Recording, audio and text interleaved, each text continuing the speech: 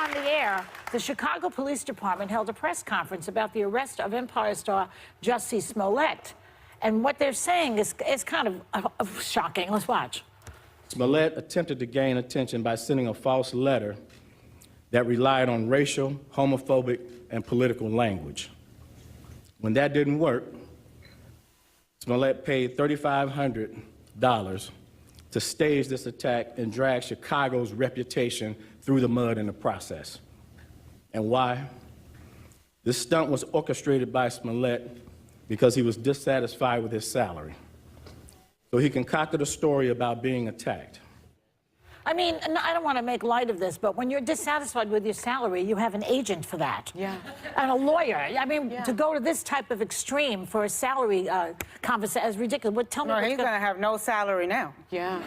Yeah. Well, it backfired big time on him. So what happens now, Sunday? You know a lot about this story. You know, he's been indicted by a grand jury. He was arrested today. He turned himself in, and now the process begins. I mean, his attorneys released a statement saying, like any other citizen, Mr. Smollett enjoys the presumption of innocence, particularly when there has been an investigation like this one where information, both true and false, has been repeatedly leaked. Given these circumstances, we intend to conduct a thorough investigation and to mount an aggressive defense. So the process begins. He's hired a crackerjack team, and I think negotiations perhaps may start. But when you looked at that press conference, at least when I did, I saw real anger from the Chicago Police Department. Rightfully so. Rightfully so. They did an amazing job by investigating this, but they also spent probably hundreds of man-hours and police resources that could have been used investigating real crime. And the one thing that I think about this is I remember spending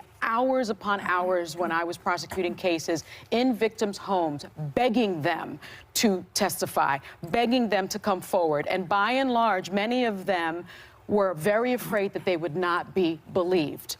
And this hoax, this thing that he did is going to have a chilling effect now. Well, I was reading and that people won't come forward. The FBI statistic is that 5% of accusations about rape are false. Only 5%. It's usually between 2 and 8%, well, so it's even lower. So, but it has an enormous impact on this fake news business that's going around. Enormous. So it's a very bad thing to do. The superintendent, to your point, they seemed quite emotional about it, honestly. Yes. As they should have, but they said, I wish that people in this city that were victims of gun violence and families of victims got just even a morsel of the attention that this story has received. Yeah. We talked already about how much harder this makes for hate crimes, but just how much he's taken away from Chicago and how they're gonna have to rebuild from this.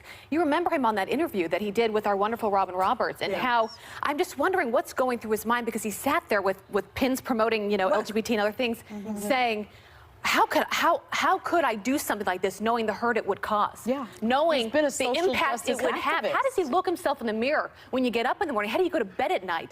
That is and he's not the only one, by the way. He's just a famous actor that we're talking about. But there are many other cases where people fake cancer. They say they were victims of 9/11. Things that are just crazy. And that let's look at the clip that you're referring to, okay, so people see this.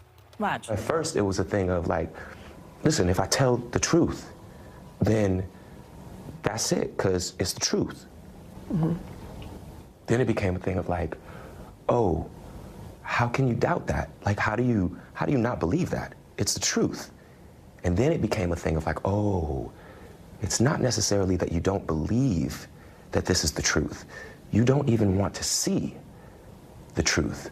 The way people can just lie like that is... Well, he's not just people, he's an actor, right? And obviously he's like a great dramatic actor. But Give some the man people the do Oscar. this and they're not actors, But though. can I say one thing really quick? That I actually want to give props to you, Sunny, because I think all of us learned from the Covington Catholic situation. I know at least I did. I don't tweet about news stories like this or comment on it until time has passed. Right. At least 24 hours, if not more, and we did that responsibly on this show. So I think we can get a little props for this. I also want to say that the reason why this started getting so much attention is because he brought politics into this. He did. And in this interview, he was talking about, I come really, really hard against 45, meaning I come really, really hard against President Trump.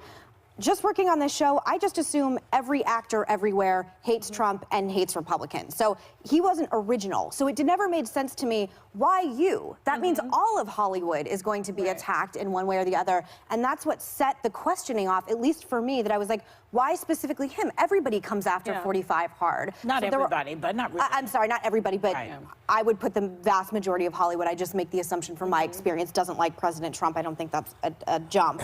But I don't understand why victimhood, he would think that making himself the victim in any way would be the way to go, as you said, for your salary dispute. And there has done really long-term damage for real people who are victims of hate crimes, every hate crime coming forward. And I just want to say one more thing. Dejon Chase Walker is a 1-year-old boy who was shot in the head sitting in a car earlier this month in Chicago. I wish one of these detectives would have just been put on that case and solved an actual crime that needs solving. Yeah, and I think that... Well, you're saying because it's a celebrity? Yeah, and the resources. And at the end of the conference, a reporter asked the officer, what would be justice to you? And he wants the city of Chicago to be paid back for the hundreds of hours that they used, that were used. Maybe he should pay it himself. He must. With that salary of his. Yeah, he doesn't have But listen, salary I anymore. think I actually must think pay it back. the city of Chicago looked great in this instance. Yeah. They took it seriously. They devoted They the did. resources, They did. the time. You could see that those cops, were heartfelt about this. Yeah. What they are doing now, taking, this situation seriously, throwing the book at him, not treating him with kid gloves because he's some sort of It's a celebrity. felony, by the way. They are going to make an example of him. Don't you And think- as I said the other day, I had seen him in Miami a week before this happened, talking passionately and emotionally about inclusion and representation and equality for LGBTQ and minorities. So I did believe him. And I also think we're a little bit hypersensitized because hate crimes are up. There is a huge spike in hate crimes because we've seen black men dragged out of a Starbucks, because we've seen an old Mexican man get beat up with a brick in LA. We have seen time and time again instances of this. And so I think, yes, we are oversensitized, maybe. We are hypersensitized. And so I feel duped. I am pissed. I am going to need more than a rehab counseling. I'm going to need more than an apology. He's going to have, to pay very real consequences for what he has But done. don't you think something's wrong with him also? Yes, I do. Something's I think wrong we with should him. not negate that Really? he could actually be a sociopath. I think there's something wrong there, and he needs to That's be what I mean. treated. It's how does someone like this look themselves in the mirror in the morning? At How do you go from like a first normal... I thought it was like what they call factitious victimization, where somebody starts a fire, and then they call the fire department, and they also go in the building to save people, so that they are the perpetrators and then the victim, But I also- and then the hero.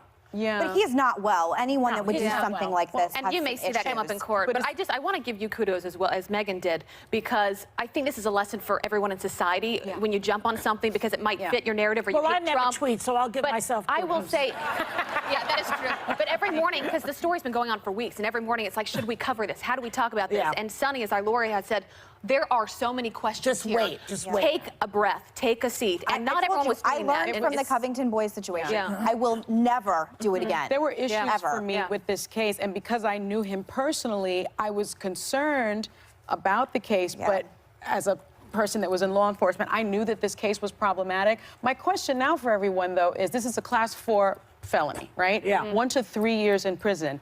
Is this someone that should go to jail for it? Well, we'll I think that's see for a what they jury do. to decide. I do Okay. wonder about We that. got